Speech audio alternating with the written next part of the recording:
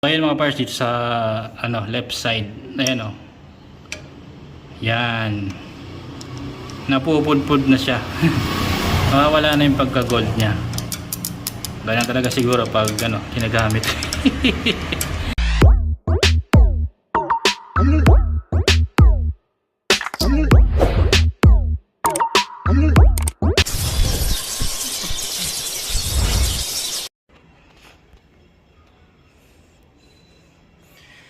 So yun mga parts, good day.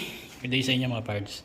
So yun mga parts, for today's video, update ko kayo sa TRC suspension. Hindi ko alam kung ilang taon na ba to.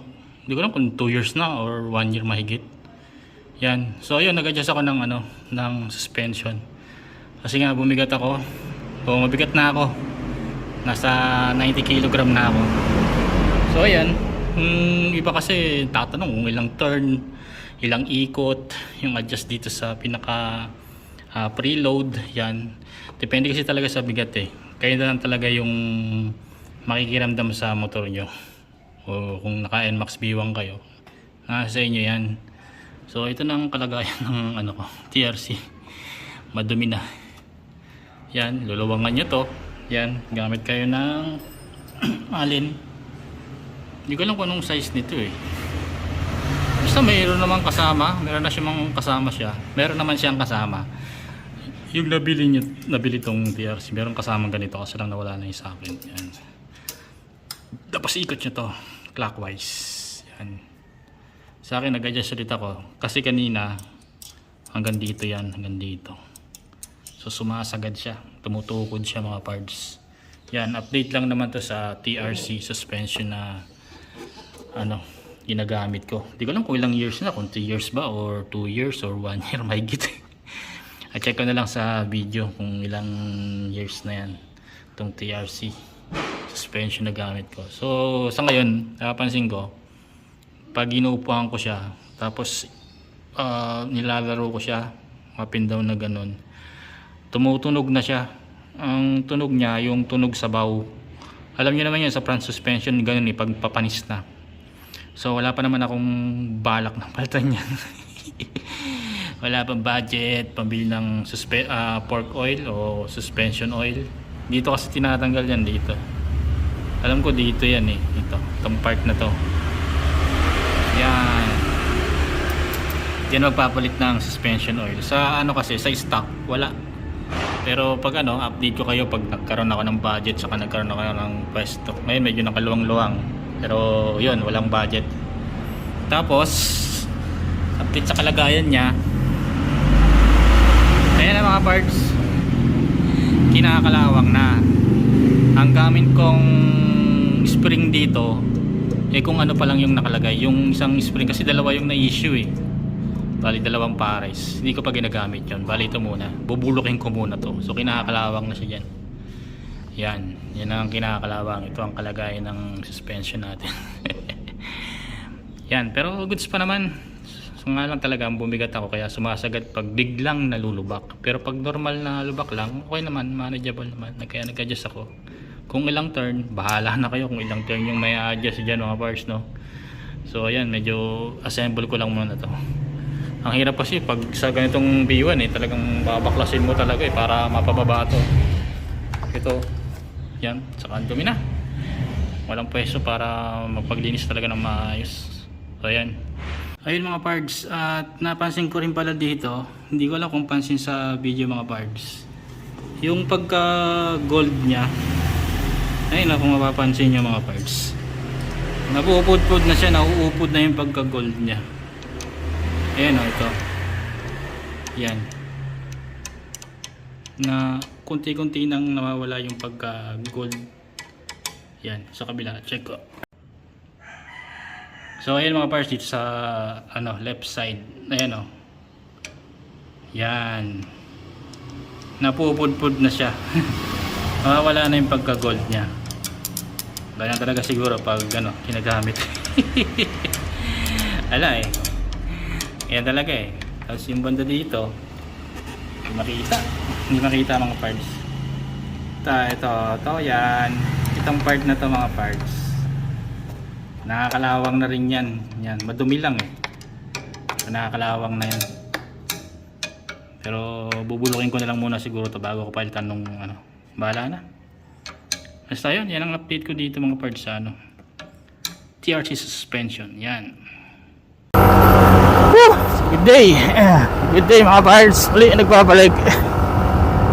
Tayo nga sa first part ng video mga parts.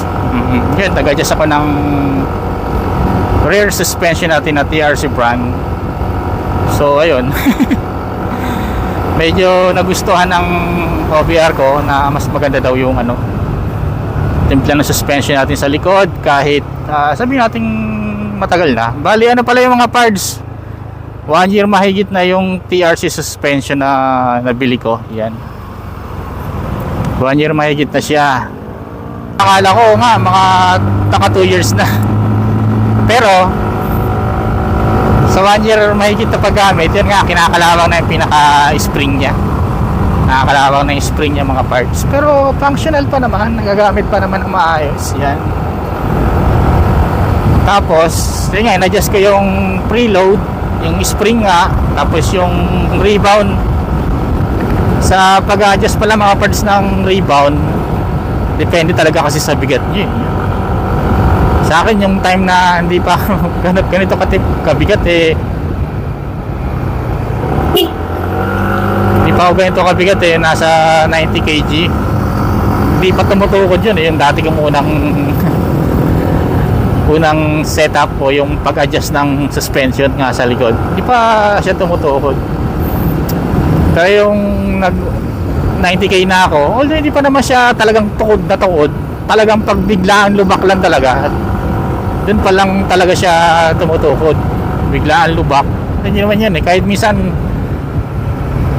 hindi naman ganun kalalim yung lubak, tas basta nabigla ka eh. Talagang lalagotok eh, tutukod talaga siya. So kaya kailangan talaga i-adjust yung pinaka preload nya, tapos yung rebound. Yung rebound naman eh yung pag-angat ng suspension pagkatapos ng paglubog. Tama ba? Tama ba yung explanation ko? Parang ganoon na nga. Tama yung explanation ko dun.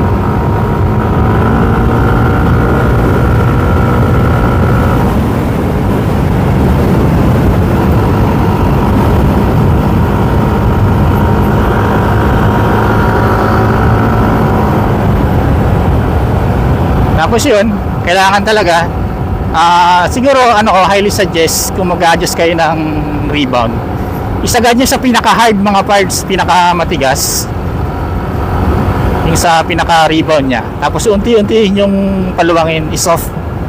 Kayo na mag-adjust, depende sa timbang nyo.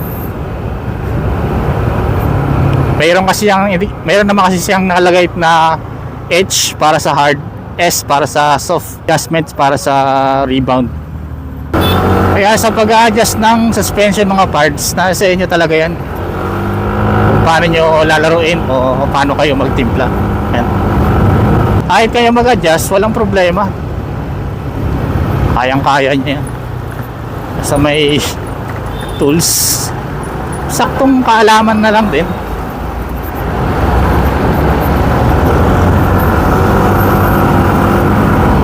Ang pinaproblema ko ngayon yung sa front suspension naman. Napapansin ko every 8k yan, doon nagsisimula yung hindi magandang play na suspension niya.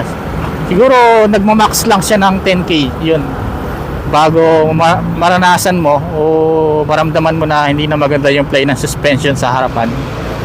Malaman nyo naman pag tunog sa bow na siya eh, yung front suspension nyo pag nilalaro nyo. Kailangan ng pagpalit ng fork oil. Yan talaga, lahat may expiration.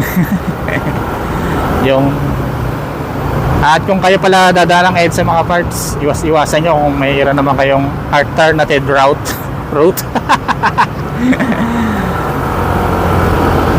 Kasi talagang nung bandang gabi dumaan ako dun, kahit na hindi ganong kadami yung sasakyan,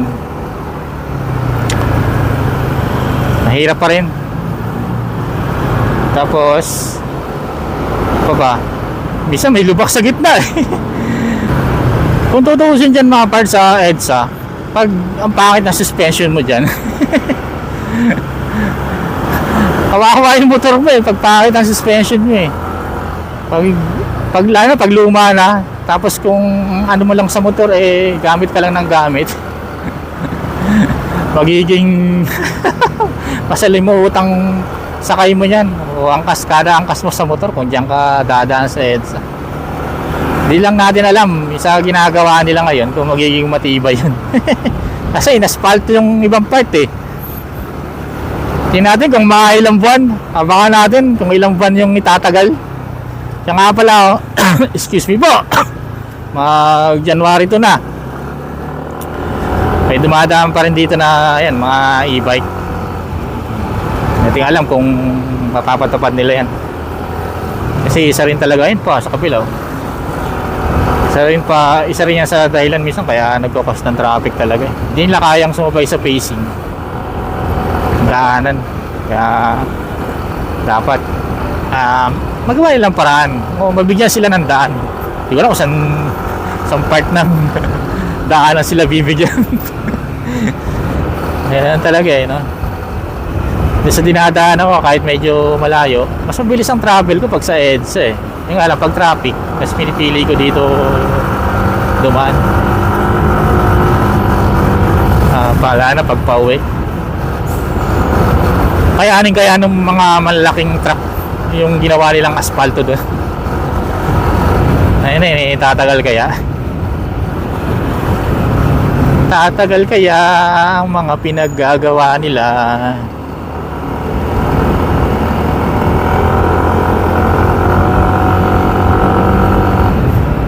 Dapat sana dati yung napansin kong hindi na maganda yung plane ng suspension ko.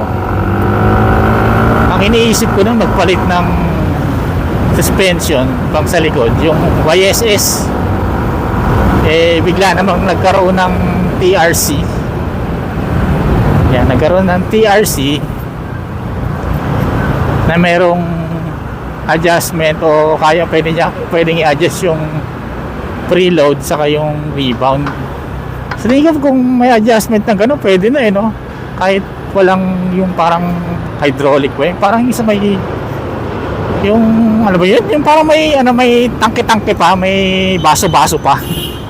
Siguro mas maganda pag may gano'n, yung nga lang talagang babudgetan mo talaga. Kasi itong nabili kong suspension, ano lang to, budget meal lang. Pero masabi kong okay naman yung performance niya. Na-adjust mo lang talaga. Kung sa tibay, naka 1 year mahigit na, pwede na siguro sa tibay yung 1 year mahigit. Diba? Yung nga lang sadyang kinakalawang siya. Normal naman na siguro yung kinakalawang mga parts, no? Normal na siguro yun. So ayun lang siguro for today mga parts. Di ko na pahabahin itong video na ito mga parts. Yan. Ang TRC brand okay naman kahit medyo kinakalawang na. Maganda naman yung performance niya. Nasa inyo naman yung kaya bahalang mag-adjust. Kaya nyo naman na-adjust yan eh. Pakiramdaman nyo na lang kung totoo o di kung masyadong mabilis ang rebound niya, adjust nyo.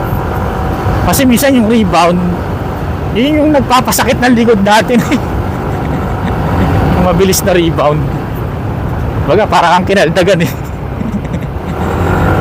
So ayun siguro for today mga parts. Salamat.